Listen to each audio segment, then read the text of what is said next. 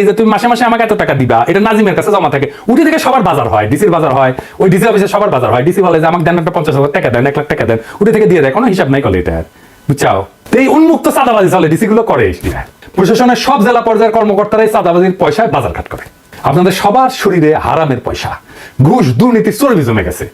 আপনার ম্যাজিস্ট্রেট জেলায় গাড়ি চললে স্বাস্থ্য কর্মকর্তা গাড়িতে চলবে, সহকারী প্রকৌশলী গাড়িতে চলবে, সহকারী কৃষি কর্মকর্তাকে গাড়ি দিতে হবে।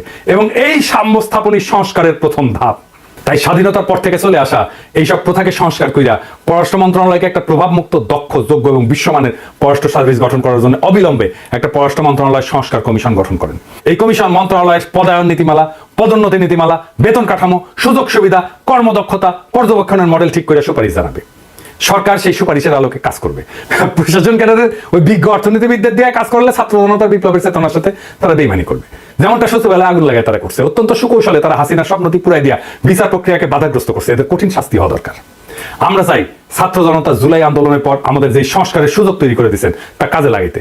আমরা চাই ছাত্র জনতার ইচ্ছার প্রতিফলন অনুযায়ী সরকার সংস্কার করবে। আমরা দেশকে একটা নতুন বাংলাদেশ হিসেবে গড়ে তুলতে চাই। আমরা চাই আমাদের দূতাবাসগুলো তাদের দক্ষতা অনুযায়ী দেশ স্বার্থ সংরক্ষণে কাজ করবে, প্রবাসীদের পাশে দাঁড়াবে, তাদের দুঃখ কষ্ট শুনবে, সমাধানের জন্য কাজ করবে। আমরা চাই গুণগত পরিবর্তন, যৌক্তিক সংস্কার। আমরা চাই এমন ব্যবস্থা যেখানে স্বৈরাচার চিরতরে নিপাত যাবে। আমাদের সংগ্রাম ততদিন চলবে, ততদিন পর্যন্ত আমরা বিশ্রাম নেব না, যতদিন পর্যন্ত না আমরা একটা সাম্যের সমাজ, আমরা একটা ইনসাফের সমাজ কায়েম করতে পারি। দেশবাসী, আপনারা যে যেখান থেকে ভিডিওটি শুরু থেকে শেষ পর্যন্ত দেখেছেন আপনাদেরকে অসংখ্য ধন্যবাদ জানাই। আর যারা এই ধরনের নিউজ লাইভ দেখতে ভালোবাসেন তারা অবশ্যই ইউটিউব চ্যানেলটি সাবস্ক্রাইব করে রাখবেন আর এই ভিডিওটি শেয়ার করে অপর ভাইকে দেখার সুযোগ করে দেবেন। তাহলে সবাই ভালো থাকবেন, সুস্থ থাকবেন। দেখা হবে পরবর্তী কোনো দেশের আপডেট খবর অথবা নিউজ নিয়ে। আসসালামু আলাইকুম।